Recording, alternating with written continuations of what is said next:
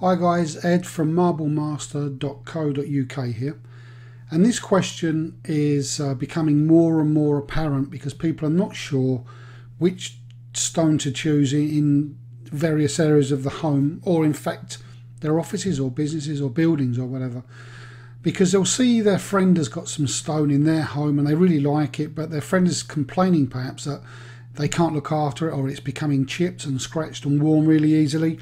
So you do need to be a little bit careful which type of stone you purchase. Now, the first thing that I would suggest you do is to go to a reputable company to have a look at what stone they've got. So when you go into a natural stone dealership, you've got to make sure that the person behind the counter wasn't doing a different job last week and had a couple of days training, and they're a good salesman and they basically shift what they've got.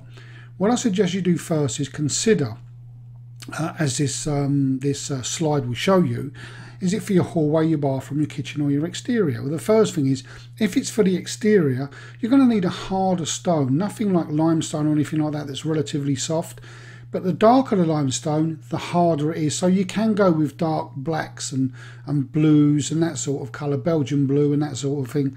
In the limestones, flagstones are absolutely fine, obviously, York stone and so on, and some Portlands. But at the end of the day, you want to steer clear of marbles and that, because they do get a lot of algae on them, and they do, you know, the water gets inside the pores of the stone and it freezes and expands and then cracks, and you get a freeze-fall problem. So you don't want to be doing that. You've got to be careful with exterior stone.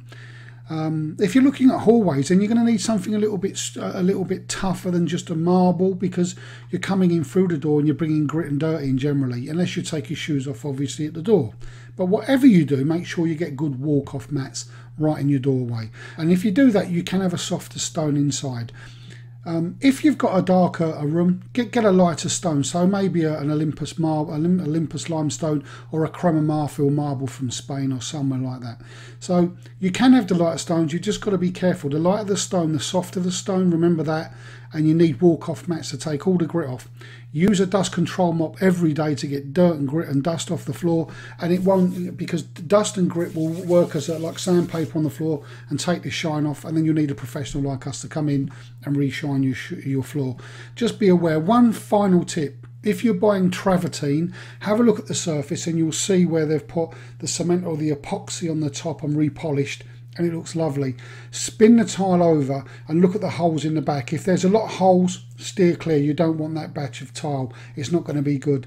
You don't want too many holes in your travertine, because after a fashion they'll wear on the surface. Those holes will break open and the tiles will crack.